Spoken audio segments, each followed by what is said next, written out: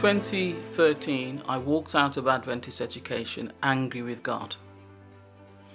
Someone had said to me, Lorraine, one day you will return to Adventist education. And at that time I thought, no way. And when I calmed down, eventually I said, all right, Lord, I'll work in the wilderness for 7 years. And for 7 years, God opened doors for me and put me in places that I never imagined I would ever enter. He put me before important people in the local authority and in the community, and I was moved from one leadership position to another. In December 2021, God really caught my attention. A door had been opened, and I thought, that's it, my next role to move into. And then the door closed. And I thought to myself, what are you trying to tell me, Lord? I've done 7 years, and it doesn't appear that I'm going to return to Adventist education. And then he brought different texts to my mind, such as Jeremiah 33 verse 3. He was going to show me things that I did not know. So I went back to the leadership agency and asked them to put my name forward for various leadership positions. And they put my name forward for several positions, but for every door that opened, they were closed. One after another, they were closed. And finally I said, all right, Lord, I'll do what you say. My name had been put forward for the education position. At least they'd asked if I'd allow my name to be put forward for the education position at the union. And I sent in my CV thinking, I've got nothing to lose. And months went by before I heard anything. And I said to myself, what am I going to do without work? Without work, without money, how am I going to survive? And God miraculously provided 6 weeks' salary for me before I eventually got a call from Eglin to take up the position of Education Director. When he asked me if I'd take it, immediately, without hesitation, I said, yes, Lord. And a weight dropped off my shoulder. A satisfaction, a peace, a calm came over me that I can't really explain. God was going to do something new, and I realized that when I came into this position, our schools were in danger of closing. Our roll, the numbers on roll were falling, and our schools were not prepared for the new landscape that was before them.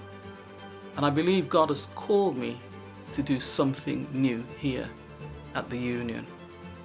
He's called me to help our schools be established as places of excellence, which is one of our strategic goals here at the Union, strategic goal number 5.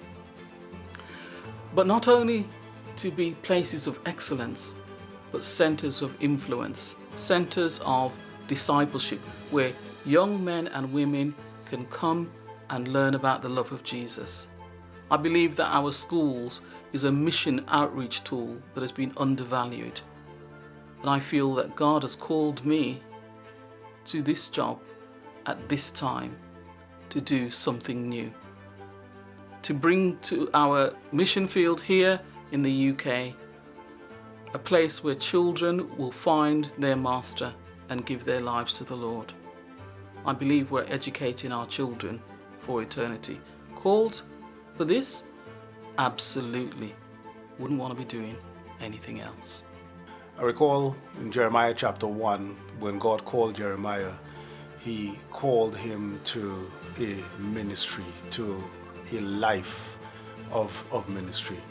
And I think that's what God did for me. When he called me to the ministry, it's a life calling. It's a calling that stays with you for life. It doesn't matter, even if you've retired as a minister, you still have that calling. It's an impression, it's a mark. It's a pressing feeling that you have. That's a joy, that's a good feeling, a feeling that wells up in you every day to save souls and to do the work of the Lord. The calling affects me day to day because I have to ensure that every day when I get up that I am part and parcel of God's will for my life and my ministry for that day. I also have my first church at home, my family, that I need to ensure that they understand the calling. And so my demeanor, my attitude, the way I conduct myself, the way I live, the way I treat people, the way I am at play, even if I'm playing football or games, there is an overwhelming sense of duty and responsibility that must ensure that I do every single day, that propels me to move forward and to live a life that is pleasing to God. So it impacts my life by, first of all, my devotion to God, and then secondly, my devotion to family, and thirdly, my devotion to the wider world and community. And I think that for me is the impact of the call. It's an everlasting journey that God has called me to help humanity and to seek and to save those that are lost.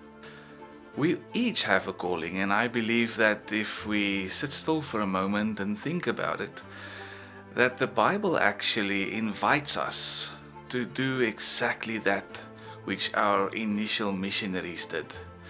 And that was also to look at all the experiences we've had all this time up till now, all the learning we could have accomplished, and then say to ourselves, but all of what we've achieved is only a gateway to a higher calling, and that higher calling is to feed the hungry and to clothe the naked and to help those around our communities who need our help. And that is our calling, and I believe the Bible calls us like this in the book of Matthew chapter 25, where Jesus tells the story about those who will be saved, the sheep on his right, and what it is that they've done. And he says to them that when you've done it to the least of these brothers and sisters of mine, then you've done it to me as well. And that's my calling.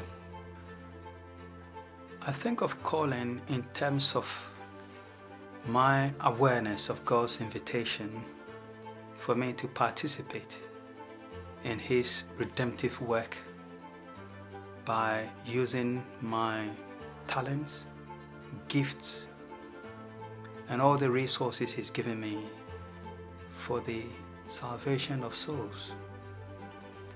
I will zero in on responsibility, the value of responsibility, where it encourages me to